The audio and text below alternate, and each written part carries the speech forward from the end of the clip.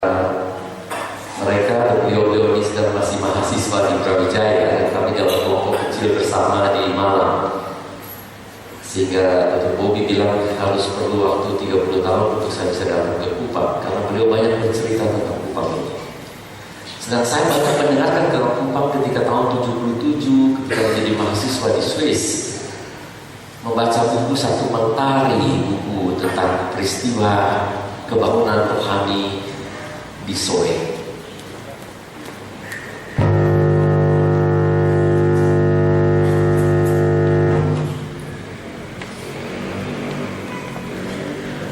Buku itu menjadi berkat bagi saya yang belum pernah melihat Kupang, tetapi melihat bahwa Tuhan telah bekerja di negeri ini sehingga air menjadi anggur, orang mati dapat dibangkitkan kembali.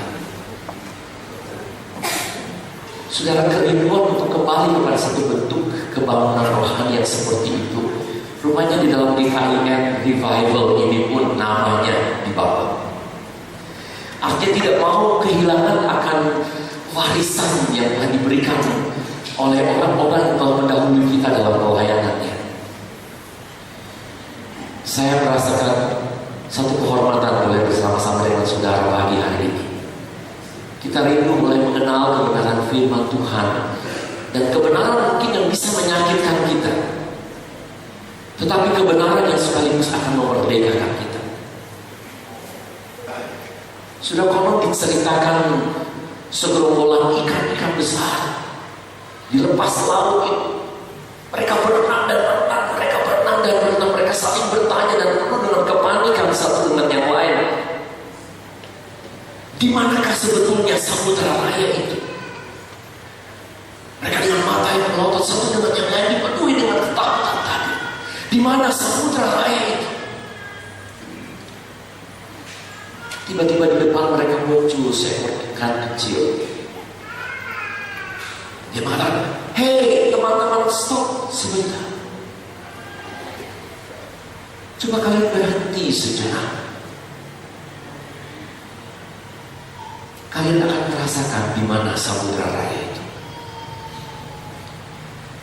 Saudara, yang menjadi masalah dalam kekristenan kita bukanlah tidak kehadiran Allah itu.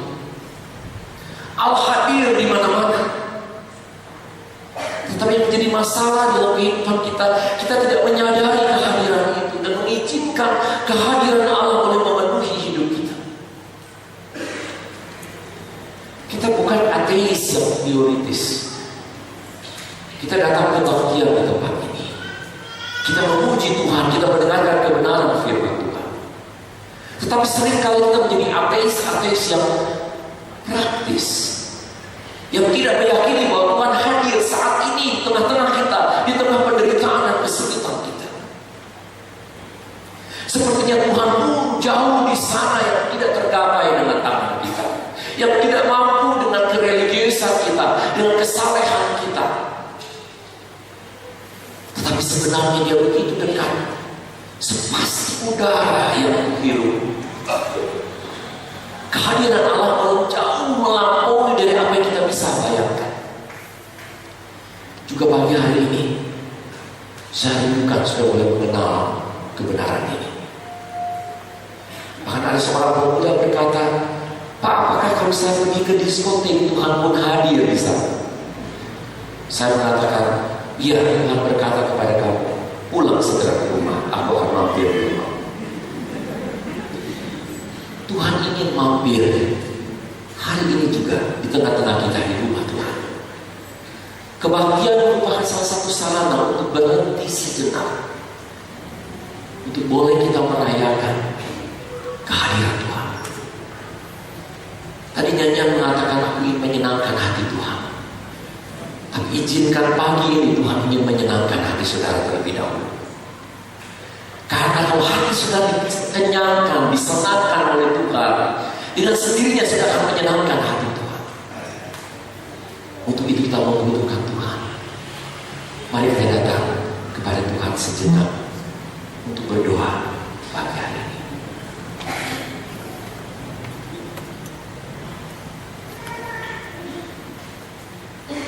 Terima kasih Tuhan. seperti angin sepoi-sepoi yang kami rasakan, udara yang kami hirup, sepasti itu Kau pun hadir di rumahmu pagi hari ini. Berfirmanlah kepada setiap kami ya Tuhan, sebab kami rindu untuk mendengarkannya. Bukakan pikiran hati, lembutkan Tuhan hati kami seperti tanah yang gembur, supaya benih itu dapat tumbuh, bertunas, berbunga dan berbuah. Pakai hamba-Mu yang terbatas ini ya Tuhan, pakai anak-Mu yang terbatas ini ya Tuhan, untuk boleh memuliakan Engkau. Berfirmanlah kepada setiap kami, sebab kami rindu untuk mendengarkannya. Dalam nama Tuhan Yesus Kristus kami berdoa. Amin. Sudah, mari kita membuka Alkitab kita dari Galatia pasal yang kelima. Surat Galatia pasal yang kelima. Saya ingin bacakan ayat yang ke-16 sampai dengan ayat yang ke-26. Galatia pasal yang kelima, ayat 16 sampai dengan ayat yang ke-26. Firman Tuhan berbunyi demikian. Galatia pasal 5 ayat yang ke-16 sampai dengan 26. Hidup menurut daging atau roh? Maksudku ialah hiduplah oleh roh, maka kamu tidak akan menuruti keinginan daging. Sebab keinginan daging berlawanan dengan keinginan roh, dan keinginan roh berlawanan dengan keinginan daging. Karena keduanya bertentangan, sehingga kamu setiap kali tidak melakukan apa yang kamu kehendaki. Akan tetapi jikalau kamu memberi dirimu dipimpin oleh roh, maka kamu tidak hidup di bawah hukuman Taurat.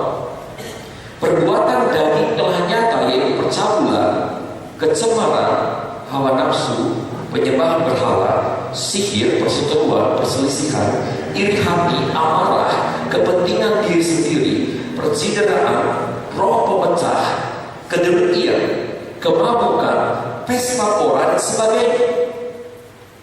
Terhadap semuanya itu kuperingatkan kamu, seperti yang telah kubuat dahulu, bahwa barang siapa melakukan hal-hal yang demikian, ia tidak akan mendapat bagian dalam kerajaan Allah. Tetapi buah roh yang kasih, sukacita, damai sejahtera, kesabaran, kemudahan, kebaikan, kesetiaan, kelemah lembutan, penguasaan diri. Tidak ada hukum yang menentang hal-hal itu. Barang siapa menjadi milik Kristus Yesus, ia telah menyalibkan daging dengan segala hawa nafsu dan keinginannya. Jikalau kita hidup oleh roh, maka baiklah hidup kita juga dipimpin oleh roh. Janganlah kita saling menantang dan saling mendengki. Yang berbahagia adalah kita yang membaca firman Tuhan, melakukan dalam hidupnya sehari-hari. Terpujilah nama Tuhan. Amin. Saudara, di gereja Protestan saat ini sedang mencari bentuk spiritualitas yang seperti apa. Mereka mulai mencari bentuk kerohanian yang sejati itu seperti apa.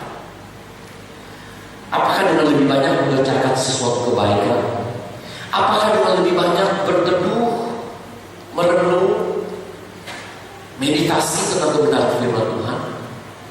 Atau tentang bagaimana memperbanyak kehadiran orang-orang datang di gereja? Sehingga ada seorang teolog mengatakan ada 3 jenis orang Kristen. Yang pertama itu orang Kristen seperti motorboat. Speed menentukan, kecepatan menentukan, lebih banyak lebih baik, lebih banyak program lebih baik. Atau bentuk jenis orang Kristen yang kedua itu seperti perahu karet, rafting itu, bersinyal. Seorang Kristen yang ditopang oleh kasih karunia Tuhan, cuma melewati tantangan, melewati kesulitan. Karena tahu kasih karunia ini menopang, dia akan pergi kemana saja. Dia tidak takuti apa yang dihadapi. Tapi ada jenis orang Kristen yang ketiga, itu seperti perahu layar. Bagi saudara tidak asing perahu layar. Adalah saya melihat tentang di sport, Euro sport itu tentang perahu layar yacht. Kalau sudah lihat perahu layar itu memiliki teknik yang high tech gitu. Diukur koordinatnya, diukur ketepatannya, perahunya seperti apa, layarnya seperti apa. Tapi mereka hanya bisa berjalan kalau ada tiupan angin itu. Dan mereka hanya bisa mencapai tujuan kalau dia tahu angin itu bertiup kemana. Roh Allah Kudus digambarkan seperti angin itu yang bertiup. Untuk itu membutuhkan kesensitifan untuk bisa mendengarkan apa yang Tuhan ingin katakan. Juga pagi hari ini, bagaimana kita menguji kalau harian kita yang sejati. Dari pasal kelima Galatia ini kita membaca ayat yang ke-16, menarik sekali harus diperhatikan, hanya 2 ayat. Ayat 16 dan ayat yang ke-25.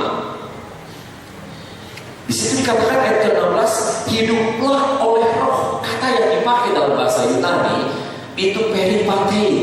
Artinya saudara, hidup oleh roh berarti mengarahkan pandangan kita kepada Kristus. Dia menjadi pusat kehidupan kita. Dia yang akan membentuk pola pikir dan perasaan dan perilaku kita. Berfokus kepada Kristus berarti kerohanian yang sejati adalah menyerupai Kristus. Artinya kita perlu bertanya, apa yang telah Yesus lakukan semasa hidupnya di bumi ini, itu harus menjadi teladan, model bagi kita dan menjadi sumber kehidupan kerohanian kita. Paulus menentang begitu keras sekali sudah membaca nada dari surat Galatia, merupakan surat yang pertama. Ketika Paulus masih dalam kehidupan pertobatannya belum lama, penuh dengan emosi, sudah rasakan sekali dari bahasanya. Kalau sudah membaca dalam Galatia pasal yang ketiga, Paulus mengatakan di sini, hei orang-orang Galatia yang bodoh, siapakah yang telah mempesona kamu? Bukankah Yesus Kristus yang disalibkan itu telah dilukiskan dengan terang di depan? Hanya ini yang dapat ketahui daripada kamu. Adakah kamu telah menerima roh karena melakukan pertobatan? Atau karena percaya kepada pemberitaan Injil? Adakah kamu sebodoh ini? Kamu telah mulai dengan roh, maukah kamu sekarang mengakhirinya dalam daging? Bagi Paulus, 14 tahun kemudian setelah Paulus memberitakan Injil di sidang jemaat Galatia, mereka percaya kepada Tuhan, mereka diselamatkan karena mereka pada saat Paulus KKR, dia mengangkat tangan dan mengatakan, ya Tuhan, aku menyerahkan hidupku yang penuh dengan kebejakan ini, dengan keceparan ini. Aku tahu bahwa hanya kasih karunia-Mu yang dapat menyelamatkan aku. Aku menyerahkan seluruh hidupku untuk Engkau. 14 tahun kemudian mereka kembali lagi kepada Tuhan. Sebagian dari jemaat mengatakan, kita perlu disunat, kita perlu pegang Taurat itu kembali. Itu gak menyentuh apa yang dikatakan oleh Paulus. Atau sebagian golongan mengatakan, apa yang terjadi antara saya dengan Tuhan di dalam roh ini, itu tidak berurusan dengan perilaku keseharian saya. Hari Minggu dia datang bisa berbakti kepada Tuhan, tetapi dari Senin sampai Sabtu mereka melakukan sesuai dengan keinginan hawa nafsunya. Dengan bahasa modernnya, sidang jemaat di Galatia diperhadapkan satu legalistik, kembali kepada perintah-perintah hukum normal tadi. Atau golongan Kristen disangka boleh nggak boleh, boleh nggak boleh, orang Kristen boleh nggak boleh. Sebaliknya di sini hedonistik yang sebelah kanan tidak menjadi masalah apa yang terjadi antara roh saya dengan Tuhan. Itu tidak berurusan dengan daging saya, dengan tubuh saya, dengan hawa nafsu saya, dengan perilaku saya. Paulus mengatakan Injil ada di tengah-tengahnya. Bukan legalistik, bukan hedonistik. Bahasa sekarangnya mungkin orang Kristen yang hedonistik ini orang Kristen yang dipengaruhi oleh konsumerisme. Keinginan lebih menentukan daripada kebutuhan. Ganti HP itu keinginan atau kebutuhan? Bingung. Sehingga yang mendorong kita hari demi hari apa yang kita lihat di televisi. Sampai teman saya mengatakan kita harus ganti nih Samsung kita bukan punya S3 sudah ada S5. Oleh sebab itu cepat-cepat dosen yang belum punya S3 dia cepat-cepat paling tidak minimal S3 sebelum mendapatkan Samsung S5 itu. Sebenarnya dipacu betul-betul dengan konsumerisme sehingga keinginan itu mendorong kita, mendesak kita untuk memiliki lebih banyak dan lebih banyak, lebih banyak. Saudara, masalah yang paling besar dalam budaya kita saat ini dikatakan oleh Richard Foster bahwa kita terlalu mudah dipuaskan. Hidup ini terlalu mudah dipuaskan sehingga kita lebih banyak kekecewaan dalam hal ini.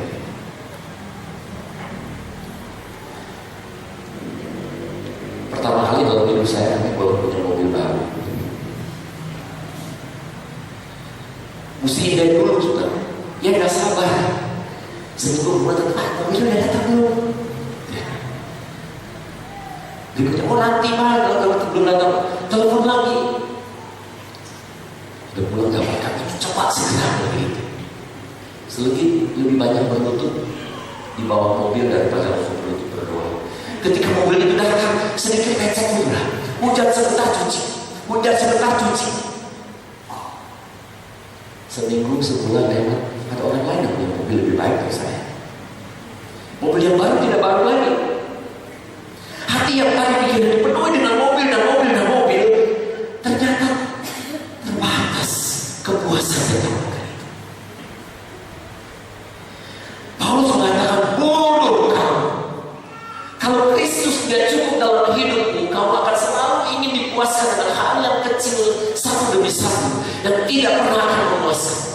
Seperti memberi makan monster yang tidak pernah kenyang. Kalau pernah lihat mainan monster itu, selalu tidak pernah akan kenyang dan tidak pernah juga bisa menikmati. Paulus mengajak sidang jemaat Galatia untuk kembali lagi hidup yang dipimpin oleh yang mengarahkan bahwa Kristus itu cukup baginya. Kalau hidup kita dipuaskan oleh Kristus, maka kita akan memiliki kejelian di dalam menanggapi kehidupan ini. Kita memiliki tujuan yang jelas di dalam hidup ini. Kita tahu mau pergi kemana dalam hidup ini. Menarik bagi saya adalah ayat yang ke-25. Paulus di sini berbicara, jikalau kita hidup oleh Roh, baiklah hidup kita juga dipimpin oleh Roh. Orang yang menamakannya Kristen adalah orang yang tidak ditentukan oleh dunia ini, oleh kedagingan ini, oleh keinginan dan hawa nafsu tadi, tetapi ditentukan oleh Roh itu, yaitu Roh kebenaran, kebenaran yang akan memerdekakan kita. Roh ketertiban itu yang mengatur pikiran dan perasaan kita. Roh yang menuntut kita untuk melihat dengan tajam, membedakan yang baik dengan jahat. Kata yang dipakai di sini dalam bahasa Yunani, soikeo, yaitu berjalan setapak demi setapak. Seorang yang dipimpin oleh Roh, dia memproses hidupnya. Dia tidak sembarangan dalam hidup. Dia melewati satu rutinan di dalam hidupnya yang perlu diatur, yang perlu ditata. Tidak sembrono dalam kehidupan ini. Oleh sebab itu Roma pasal 8 14 Paulus mengatakan, orang yang dipimpin oleh Roh, dia adalah anak-anak Allah.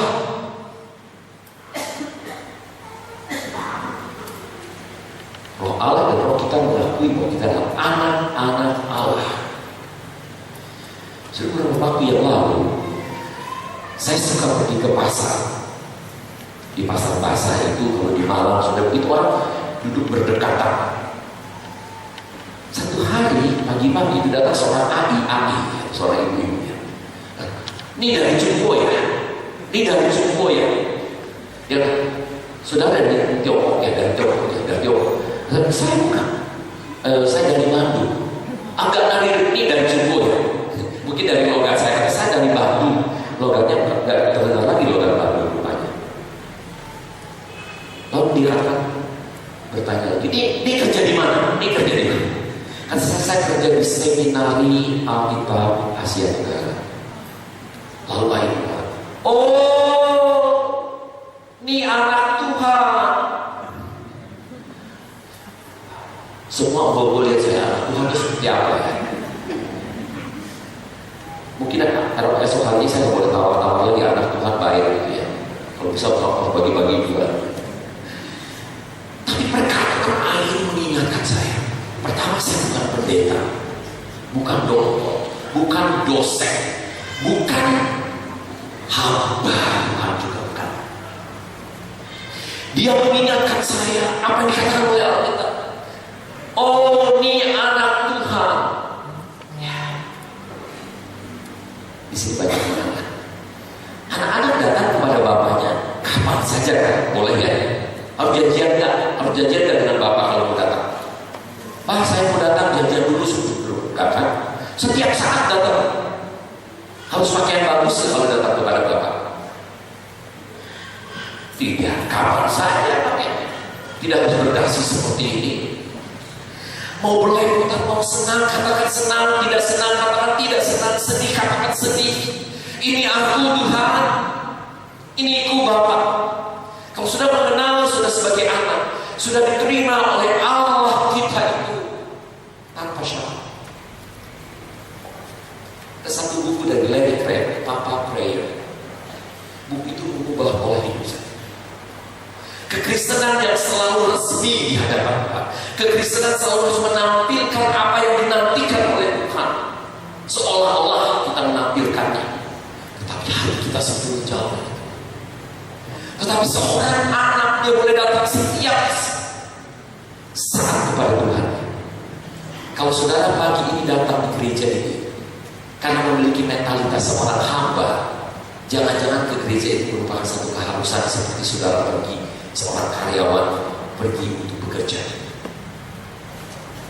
Tapi kalau seorang anak dia berjumpa dengan bapaknya, dia mulai memiliki kebebasan. Oleh sebab itu tema daripada Galatia adalah kemerdekaan. Dimerdekakan dari kuasa hukum Taurat yang mengatakan kamu tidak boleh, orang Kristen boleh ini, orang Kristen tidak boleh ini. Orang Kristen boleh apa saja asal percaya Tuhan. Tidak benar juga. Paulus katakan kita orang Kristen, orang yang dimerdekakan melalui Injil. Martin Buber pernah mengatakan demikian. Tidak ada yang mencorang-corai wajah Allah kecuali agama. Sekali lagi. Tidak ada yang mencorang-corai wajah Allah kecuali agama. Yang dimaksudkan dengan Martin Buber agama adalah usaha manusia untuk menggapai Allah, usaha manusia untuk memanipulasi Allah. Pernah disebut artikel teologi korupsi. Bagi saya menarik sekali. Ditulis oleh saudara-saudara. Yang jadi masalah dalam korupsi adalah pengenalan pengertian kita tentang Allah. Kenapa terjadi korupsi justru di tengah-tengah Departemen Agama? Mencorang-corai wajah Allah dengan agama demikian. Kalau saya korupsi 1 miliar, 100 juta saya bisa bagi-bagikan. Bahkan sebagian saya untuk pastir miskin, untuk rumah jompo, untuk saya lagi beribadah lagi, untuk pergi berziarah kemana. Itu seperti itu. Sekali-kali boleh nakal sama Tuhan, tapi bayakin lagi deh. Memberikan perpuluhan, rajin di gereja, rajin lagi berdoa. Agama yang seperti itu bukan mendekatkan kita pada Allah, tapi melarikan diri pada Allah dan membohongi diri sendiri. Allah kita bisa tipu, Allah bisa dimanipulasi dengan perbuatan kita. Oleh sebab itu pertanyaan iblis kepada Allah sebelum dia mencobai Ayub berkata, apakah kalau keluarganya, kesehatannya, bahkan hidup dia yang menderita itu aku ambil, apakah masih takut akan Allah? So, pertanyaan dari iblis ini saudara langsung jawabnya. Apakah saudara datang ke gereja, aktif di gereja karena saudara ingin memperoleh sesuatu, tetapi bukan ingin berjumpa dengan Tuhan? Banyak orang Kristen hanya ingin memperoleh apa yang Tuhan berikan, pemberian daripada Allah, berkat daripada Allah, tetapi bukan Allah itu sendiri yang saudara inginkan.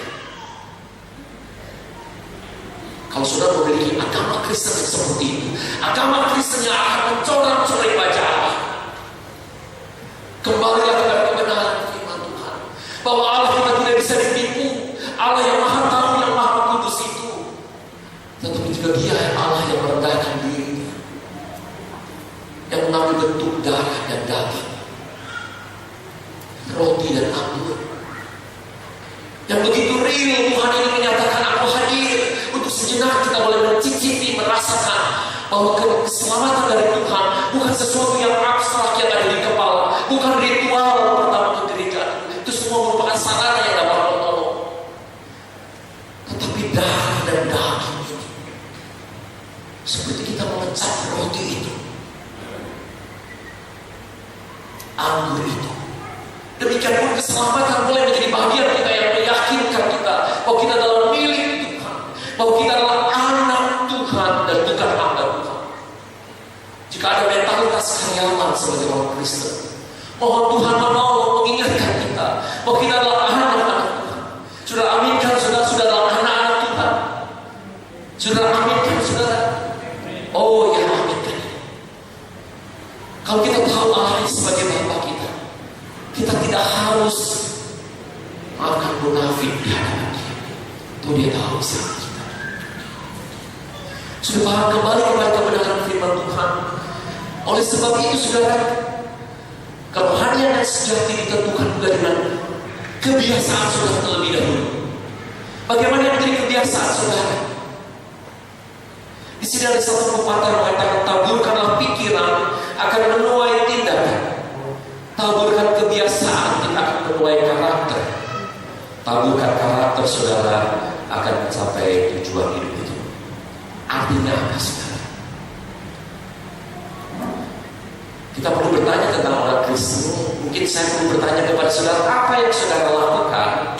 Ceritakan kepada saya. Saya akan mengatakan apa yang saudara imani sebelumnya. Karena ada pepatah mengatakan, ceritakan sahabat-sahabatmu, aku akan mengatakan siapa kamu. Dalam kehidupan rohani kita perlu bertanya, apa yang saudara lakukan dalam keseharian saudara? Saya akan mengatakan siapa yang saudara imani. Bagi saya setiap pagi itu merupakan pergumulan. 5:45, setengah 6 kalau saya bangun itu kemudian yang pertama datang ke Jawa Pos, yang kedua datang itu Kompas. Biasanya saya terjebak ambil koran dulu, lalu klik, seperempat jam berlalu. Yang masuk di kepala saya pada pagi hari sebelum saya betul-betul memasuki hari ini, headline. Semua beritanya berita yang baik. Tapi itu menjadi bagian dari kepala saya. Datang ke kantor, ya kita diskusikan apa yang barusan kita baca dari koran bukan? Bapak-bapak biasa. Siapa yang lebih tahu tentang berita yang pada saat itu, dia yang akan didengar saat itu. Akhirnya itu menjadi bagian kehidupan kita. Sudah malam hari sebelum sudah tidur, apa yang dipenuhi oleh kepala saudara? Kadang-kadang kita tidur di depan televisi. Berita yang baik yang kita dengar bukan berita yang baik. Oleh sebab itu kalau penderitaan dan kesulitan datang dalam kehidupan kita, kita dipenuhi dengan penderitaan, dengan ketakutan dan kekhawatiran.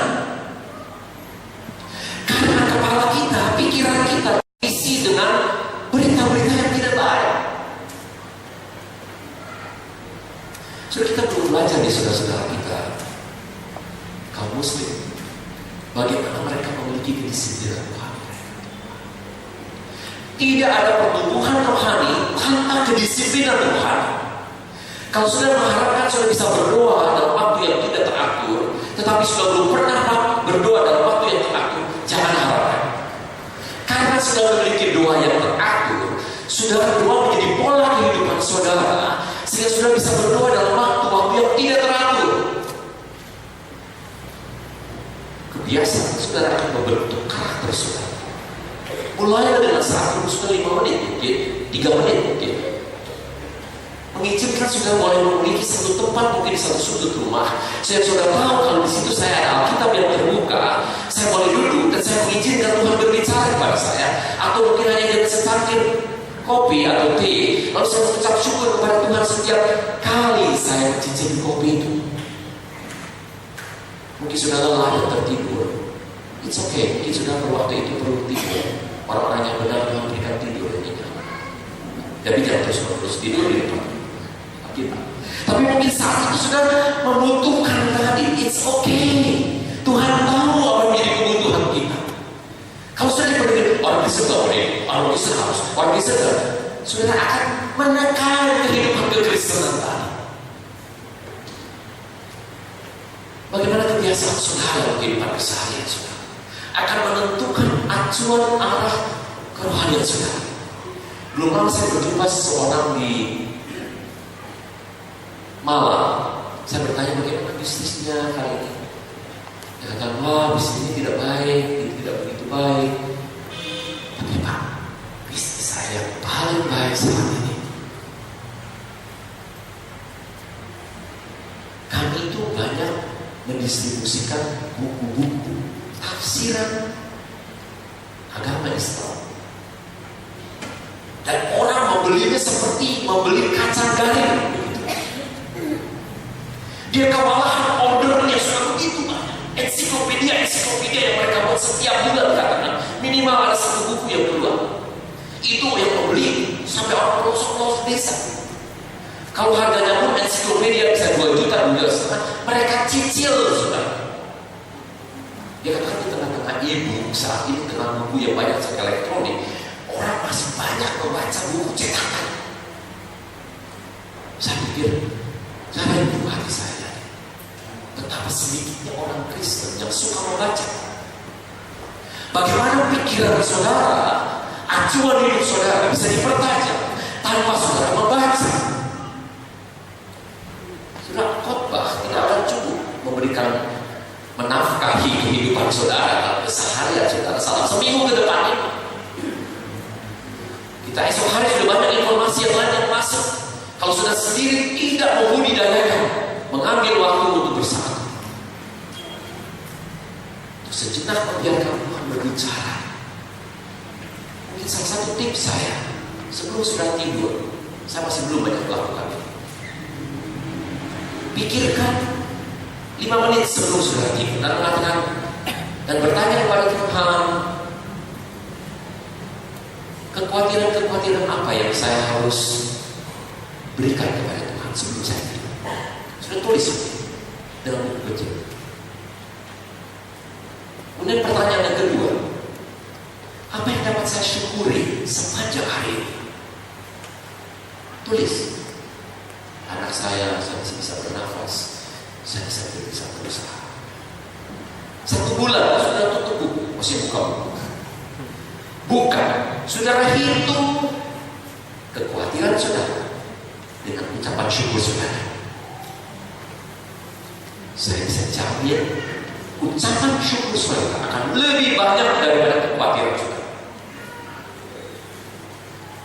Buat latihan yang simple untuk mengizinkan saya tidak akan membawa kekhawatiran ini untuk saya tidur malam hari. Saya berikan kepada Tuhan. Karena Tuhan menyarankan, memerintahkan saya untuk menyerahkan kekhawatiran ini kepada Dia, melemparkan kekhawatiran ini kepada Dia. Dan Tuhan juga menasihati kita untuk bersyukur kepada Dia. Saudara, kerohanian dan sejati ditentukan juga dengan mulai mendengar. Menarik sekali tadi saya berbicara dengan Dr. Bobby di sini. Ternyata kemampuan seorang penyanyi musikalis secara musik ditentukan oleh pendengarannya. Kemampuan untuk mendengar, dia bisa menciptakan sesuatu yang indah adanya. Kebenaran bukan hanya sesuatu yang benar dan salah, hitam dan putih, Tetapi benar itu harus indah. Sesuatu yang indah perlu kita punya, perlu kita ceritakan. Tadi kita membaca dalam pasal yang pertama ayat yang kedua. Orang yang takut akan Tuhan itu dikatakan yang siang dan malam. Di situ dikatakan dalam bahasa aslinya memamah biak, mengunyah, seperti saudara kerang mengunyah itu atau sapi mengunyah. Saudara pernah melihat sapi mengunyah rumput yang ditelan sempat lalu, gitu ya? Punya pelan-pelan diceritakan kembali. Meditasi berarti itu melembutkan kebenaran itu. Sehingga kebenaran itu menjadi bagian dari hidup kita. Kebenaran itu menjadi energi, menjadi satu kekuatan di dalam diri kita. Maafkan banyak sekali anak-anak Tuhan saat ini yang hanya dipuaskan dengan menelan kebenaran. Kalau tidak in lagi sidang jemaat ini, musiknya kurang begitu lagi in, khotbahnya tidak lagi menyentuh kehidupan, akan cari lagi tempat gereja itu. Jadi orang-orang Kristen yang sepertinya mengembara dari satu gereja ke gereja lain, mencari rumput sana telan sini, telan sana, telan sini, telan sana, tapi tidak sempat untuk mengunyah, untuk betul-betul melebihkan kebenaran kan? Mengapa ilmuwan di barat tidak sedikit yang lahir melalui golongan-golongan Yesuit, juga pelorotek banyak menghasilkan ilmuwan ini. Dihasilkan bukan hanya melalui penelitian mereka, tetapi memberikan waktu untuk mencernakan apa yang mereka tahu, sehingga mereka bukan hanya sekedar mengobservasi, menganalisa, tetapi mereka bisa mengimajinasikan, melihat sesuatu yang tidak kelihatan. See what unseen. Kita seringkali berdidik dalam hal ini untuk mengobservasi, untuk memproduksi, mereproduksi, mememori, mengingat kembali. Tetapi kita tidak memiliki imajinasi untuk menghasilkan sesuatu yang belum mungkin diciptakan sebelumnya. Oleh sebab itu kita membaca satu bagian ini. Kalau kita bagian di sini yang saya tuliskan di sini dari Yesaya pasal yang ke-50. Yesaya 50 ayat yang ke-4. Tuhan Allah telah memberikan kepadaku lidah seorang murid, supaya dengan perkataan aku dapat memberi semangat baru kepada orang yang letih lesu. Setiap pagi ia mempertajam pendengaranku untuk mendengar seperti seorang murid. Saya pernah pada ayah saya berkata kepada saya, lihat orang yang pandai itu bukan saja kepalanya besar, tetapi telinganya besar. Yang maksudkan ayah saya bukan anak yang turut, anak yang mendengarkan, demikian. Lalu pada hari berikutnya saya mulai melihat mana orang yang telinganya besar. Mungkin ini orang yang pintar. Saya telinganya nggak pintar, agak sedikit minder karena telinga saya kecil. Yang ayah saya ingin katakan, apa yang didengar itu harus ditaati. Oleh sebab itu dalam Yohanes pasal 5 ayat yang ke-30 Yesus berkata, aku tidak dapat berbuat apa-apa. Aku tidak dapat menghakimi, artinya membedakan yang benar dan salah, tanpa aku mendengar kepada Bapa. Saudara, Yesus mendengarkan apa yang Allah Bapa inginkan. Oleh sebab itu hidupnya yang singkat, kurang lebih 3 tahun atau 3,5 tahun yang betul-betul yang dirasakan bersama-sama dengan muridnya. Singkat padanya, tetapi dia selalu matanya tertuju kepada keinginan dan kehendak daripada Bapa. Mendengar berarti taat kepada pimpinan Tuhan, taat dengan apa yang Tuhan inginkan. Juga dalam kehidupan kita sekecil apapun. Kami punya mobil yang lama yang sekarang sudah dijual. Berkali-kali kalau istri saya kasih gas mobil itu bukan maju, tapi tetap bahkan mau berhenti. Istri saya juga kebingungan. Saya pergi satu bengkel ke bengkel yang lain, tapi saya sudah frustasi. Lalu saya telepon adik saya di Batu. Gimana nih dengan mobil? Kata dia, wah nggak apa-apa, kita jual aja. Nanti saya bantu untuk kredit hamba Tuhan. Paling tidak ya Avanza, nggak lebih dari itu. Avanza atau Xenia, gitu ya. Keesokan harinya saya buka koran. Tiap pagi, yang pertama saya ambil apa yang saya lihat? Mobil. mobil yang dijual. Beberapa hari, 1 minggu kurang lebih, kepala saya setiap pagi bangun, mobil.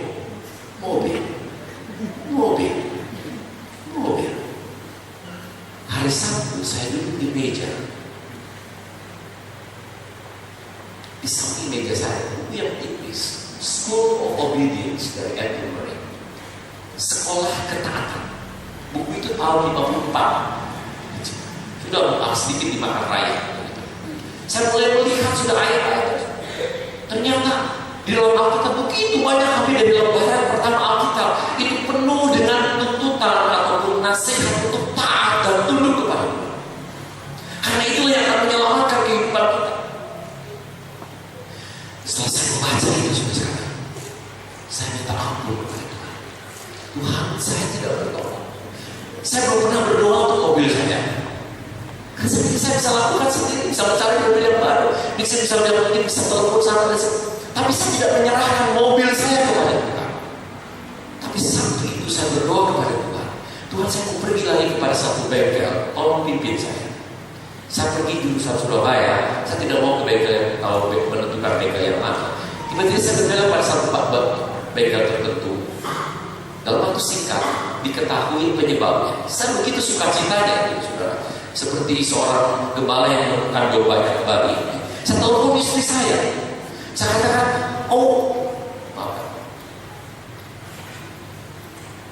mobil bisa diperbaiki, puji Tuhan, bisa saja. Tetapi betapa mudah pikiran kita sudah pernah pikiran sudah diperlukan dengan laptop atau HP, karena sudah mau ganti HP atau laptop, nggak tahu mau ganti yang mana. Laptop, HP. Mendengarkan suara Tuhan artinya membawa peduli saudara setiap hari kepada Dia dan mengizinkan Tuhan boleh menolong saya. Tuhan, saya mau pergi ke dokter pagi. Saya tidak tahu hasilnya seperti. Saya khawatir dengan anak saya di ujian saat dia memenuhi dengan kekhawatiran semalamannya tidak bisa tidur untuk menghadapi ujian. Tuhan yang hadir sekarang saat ini juga yang kita perhatikan. Itulah Tuhan yang kita miliki. Sudah ambilkan ini sudah. Tuhan yang real, yang nyata dalam kehidupan kita, yang sudah bisa perhitungkan bahwa Dia hadir saat ini juga dalam kehidupan kita. Sudah kerohanian yang sejati. Yang ketiga, tidak terlepas dari komunitas, dari persekutuan. Oleh sebab itu, di dalam gereja ini tidak boleh ada seorang pun yang merasa sendirian di dalam mengenal Tuhan. Dietrich Bonhoeffer pernah mengatakan demikian. Kita berdosa kepada Tuhan bukan melawan hukum atau tidak melakukan hukum, tetapi kehadiran kita di dalam suatu komunitas, di dalam suatu persekutuan, dalam suatu gereja, kehadiran kita dan tidak dirasakan oleh orang di sekitar kita, itu adalah dosa. Sekali lagi, kehadiran saudara di gereja ini, GKI Revival, kalau saudara tidak dirasakan kehadirannya oleh kanan dan kiri, itu dosanya dalam Tuhan. Dia memberikan alasan seperti itu. Karena Allah kita bukan Allah yang menyendiri. Allah Bapa, Anak, dan Roh Kudus. Selalu Allah yang berkomunikasi, selalu Allah yang berinteraksi, Allah yang selalu membesarkan satu dengan yang lain. Tidak ada tempat untuk satu menganggap dirinya lebih baik dari yang lain. Roma 15 ayat 7 mengatakan, terimalah satu dengan yang lain, sebagaimana Kristus telah menerima engkau. Sahabat kita bisa mencari, saudara seiman sudah tidak bisa mencari. Saudara, Tuhan berikan yang seperti ini dan bukan yang lain. Kadang-kadang saya berbicara dengan istri saya dan pernah saya mengatakan, kenapa ya di gereja itu banyak orang yang bermasalah? Lalu istri saya mengatakan, kalau tidak ada di gereja, mereka ada di mana? Bukankah gereja merupakan tempat di mana di sinilah boleh kita mengalami pemulihan, menerima pengampunan, memberikan pengampunan. Di sinilah tempat sumber kehidupan yang melalui gereja ini boleh mengalir. Pemberian tentunya dari Tuhan. Selalu mengatakan, Kita adalah pengemis. Kalau kita mengatakan mengenai kehidupan rohani adalah kita pengemis, kita meminta kepada Tuhan mendapatkan roti hidup. Yang mengatakan kepada pengemis yang lain, di sini ada roti, di sini ada roti, di sini ada roti. Gereja harus merupakan tempat pemulihan, rehabilitasi. Orang yang dimampukan kembali untuk hidup kembali di luar dari dinding gereja ini dan menghadapi kehidupan yang selalu tidak mudah. Ada tantangan, tidak ada penganiayaan. Tapi di tempat ini seharusnya sudah merasakan aman. Gereja bukan museum orang-orang kudus. Sudah selalu kita mengatakan satu dengan yang lain, kamu baik, aku baik, kamu baik, aku baik. Tidak pernah kalau sudah tahu ada sesuatu yang tidak baik, sudah tidak pernah memberitahukan bahwa itu tidak benar, itu adalah bohong adanya, itu adalah munafik adanya. Maka gereja itu tidak akan kemana-mana. Kalau sudah mengatakan gereja itu tidak ada konflik, jangan-jangan gereja itu juga tidak ada kehangatan. Jangan takut akan konflik, jangan takut akan perbedaan pendapat. Untuk itu Tuhan ingin mempertajam kehidupan kita di tempat ini. Saya harapkan 5 tahun, 10 tahun kemudian sudah mengenal Tuhan tidak sama dengan 15-10 tahun yang lalu.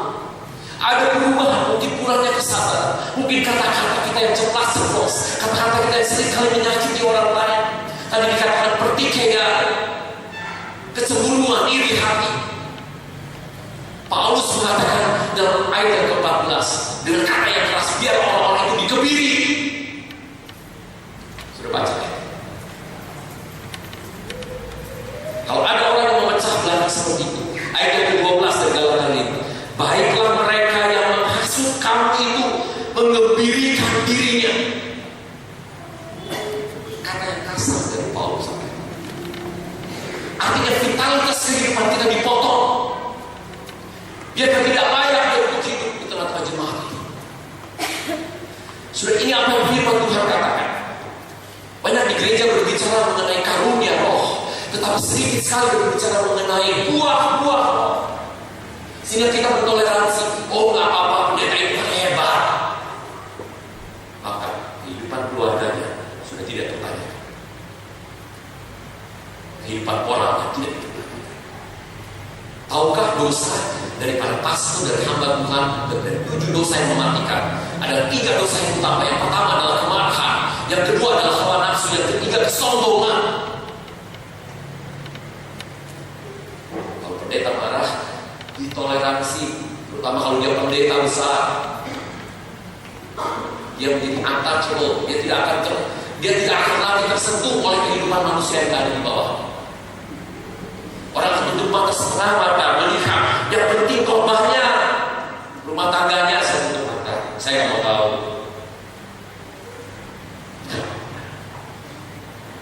Memisahkan karunia roh dengan buah roh, suatu penyalahgunaan akan kebenaran firman Tuhan. Kenapa 1 Korintus 12, 1 Korintus 13, 14 harus Paulus tulis? Kenapa Roma 12 Paulus harus tulis di dalam sidang jemaat yang penuh dengan perpecahan, sidang jemaat yang penuh dengan karunia roh tadi. Bahkan gereja yang kaya Korintus saat itu. Bukan berarti tidak ada karunia, itu penyalahgunaan karunia, tidak adanya karunia. Tetapi Paulus memperingatkan akan hal itu. Kita tahu penuh dengan pengetahuan, penuh dengan hikmat, tetapi kalau tidak ada kasih. Oleh sebab itu, kerohanian sejati ditentukan berapa jauh kasih saudara. Saudara bisa mengukur kesejatian rohani saudara. Masihkah saudara memiliki waktu untuk mengasihi orang?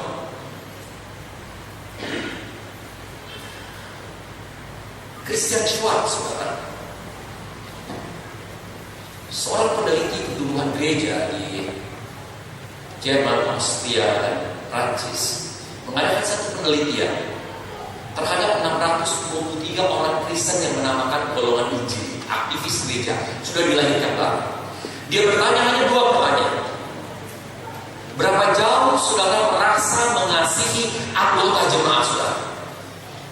Berikan nilai dari 0 sampai 10. Berapa jauh saudara merasakan mengasihi anggota jemaat yang lain? 0 sama sekali tidak. 10 sangat merasa dikasih. Kira-kira apakah gereja ini ada berapa? Saudara merasa mengasihi anggota jemaat yang lain? Ada yang mengatakan 0 sama sekali tidak, 10 standar. Kira-kira berapa angkanya?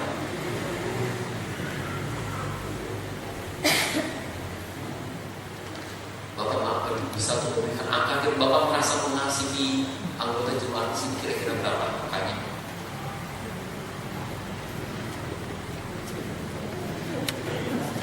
Atau ibu, silahkan yang lain bisa memberi angka. 5. Artinya gereja tidak inflasi dengan kasih. Pujian pertama sampai terakhir dalam satu kebaktian penuh dengan kasih. Kasih menyenangkan Tuhan, mencintai Tuhan, dan bahkan Yohanes 3:16 Tuhan yang mencintai kita. Tepat sekali ditemukan oleh Christian Schwartz. Kita merasa mengasihi 5,6. Pertanyaan kedua, berapa jauh saya merasa dikasihi oleh anggota jemaat? Kira-kira angkanya berapa? 3 kali. Wah, bukan sekali. Bertobatlah saudara. Atau jemaat ini minta untuk bertobat betul-betul. Dia katakan 5,3. Ternyata ada selisih 0,3. Artinya kita merasa mengasihi orang lain, tapi orang yang dikasih belum tentu merasakan yang sama. Sehingga dia mengatakan dengan pertanyaan ini dia harus membuat program gereja yang betul-betul merupakan karakteristik gereja ini. Kalau kasih adalah ciri khas seorang murid Kristus, maka kasih daripada gereja ini yang dirasakan. Bukan hanya diketahui, bukan hanya dinyanyikan, tapi dirasakan. Sehingga dia memberikan satu definisi mengenai kasih. Dia katakan demikian.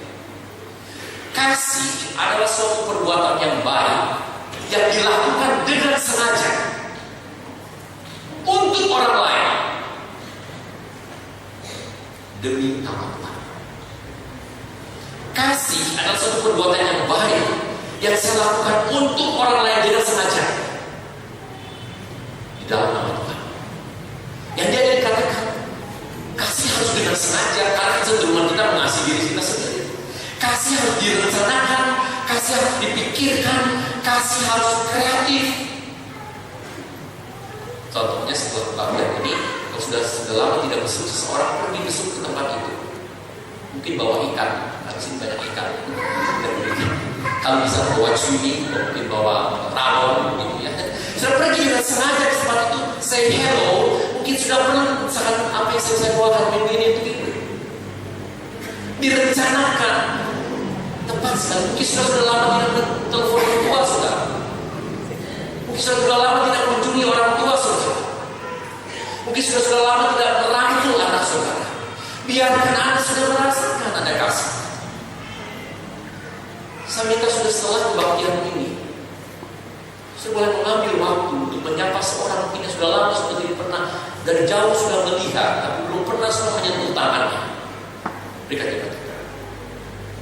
Dia bertanya bertanya apa kabar?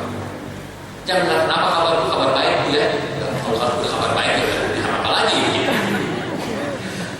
Bu apa? Dia mana? Biarkan dia bercerita. Kalau sudah apa kabar bu? Orang nggak siap, artinya dia nggak siap untuk dengar. Kita tahu belajar aktif listening. Bahaya. Begitu. Izinkan sudah dia itu boleh bercerita. Mungkin mau tidak mau cerita saja. Mungkin bertanya-tanya berikut, bu apa yang saya bisa jualkan? Pak, apa yang saya bisa? Katakan, tidak mungkin dia mau berlanjut. Jadi masalah. Ada titik awal permulaan yang baru bahwa kehadiran sudah dirasakan oleh gereja ini. Sudah mulai menjadi berkat untuk gereja. Sudah hari ini Tuhan mengundang kita untuk semeja bersama dengan Dia. Perjamuan kudus bukan hanya sekedar itu. Di gereja kami di Swiss biasanya ada satu roti yang besar. Roti itu harus dipecahkan oleh hamba Tuhan itu. Dan roti yang sama itu dibagi-bagikan. Kita boleh mencomot dari roti yang sama.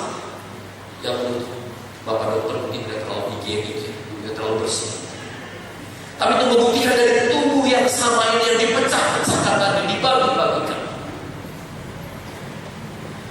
Henry Nouwen pernah mengatakan demikian.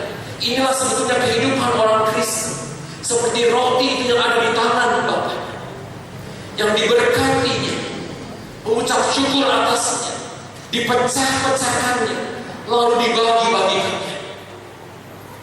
Henry Nouwen mengatakan hidup kita seperti orang yang Tuhan berkati, yang Tuhan kasih, karena ada di tangan Tuhan yang mengasihi kita. Dia bisa memecah-pecahkan itu dan membagi-bagikannya untuk orang. Dan dia katakan ini hanya dan hanya prinsip multiplikasi yang ada dalam gereja. Ketika hidup kita dalam tangan Tuhan sebagai orang yang dikasihi, yang dipilih oleh Tuhan, orang yang seperti ini ya orang yang bisa dibagi-bagikan untuk orang banyak. Suatu ketika datang seorang ibu dalam ruang konseling daripada Brandon Money almarhum. Saya pernah melihat dia dari jauh. Orangnya tidak terlalu tinggi, rambutnya putih, matanya biru, keturunan Yahudi, pakai celana jeans waktu itu dia sebagai pembicara. Saya bisa membayangkan seorang kalau datang kepada dia. Setelah satu retreat itu dia tiba-tiba ada seorang ibu yang mengetuk pintu di depan kamarnya. Ketika dia membuka dan mengizinkan ibu ini masuk, seorang biarawati usia 76 tahun. Dia mengatakan, Brandon, jika kau mengetahui siapakah aku ini, usia 6 tahun ayahku masuk berkali-kali ke kamar. Usia 9 tahun aku kehilangan keperawanan. Ketika aku belasan tahun, aku tahu apa itu buku-buku novel, porn. Usia mendekati 20, aku ada hubungan relasi dengan satu pria yang lain. Ketika pertengahan usia 30, aku menyerahkan hidupku untuk menjadi seorang biarawati. Tapi setiap saat aku mengambil roti oikansi, hati penuh dengan kebencian terhadap siapa yang dinamakan seorang laki-laki.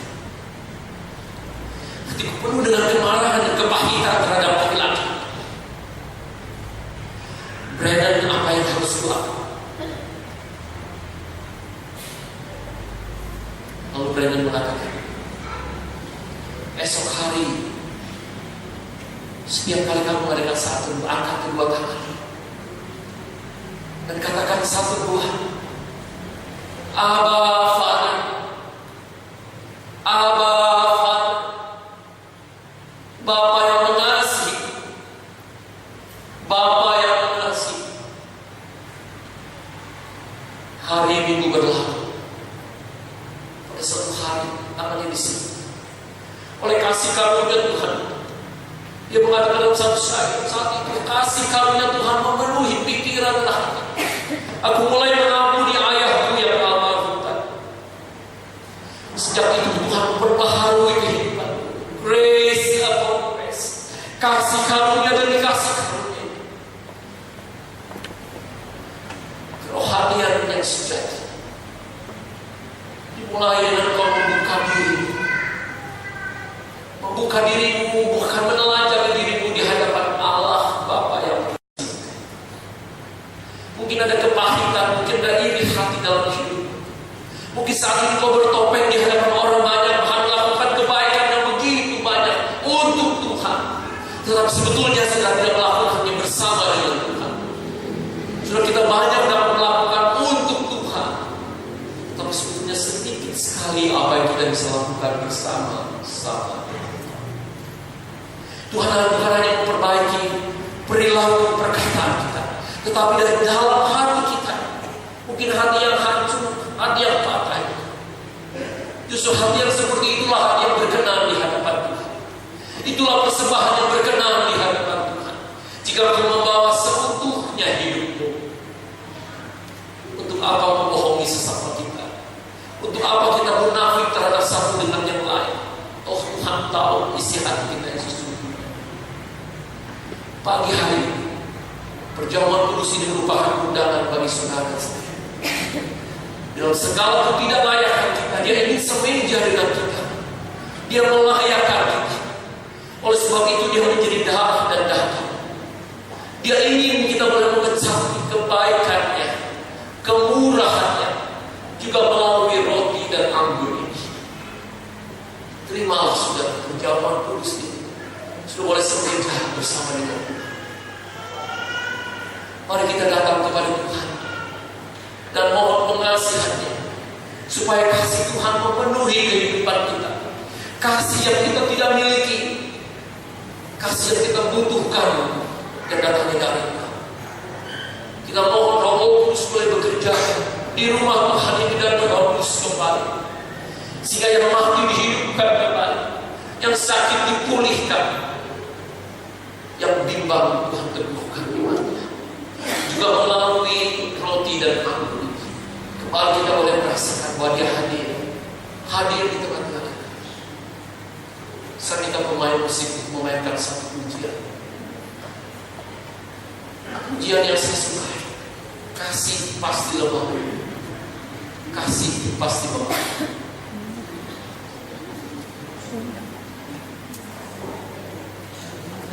Silakan mungkin pemain organis untuk memainkan pujian. Sudah pujian ini sekitar tahun 75 bersama Yuda Mainoo, sebuah gereja di Bandung. Kami bersama-sama menciptakan lagu itu. Sudah bertahun-tahun lagu ini berlalu, tetapi bagi saya kasih yang tiada bersudah, kasih Tuhan itu, kasih yang tetap kita butuhkan. Sebelum kita menyambut perjamuan kudus ini, kita mohon melalui pujian ini.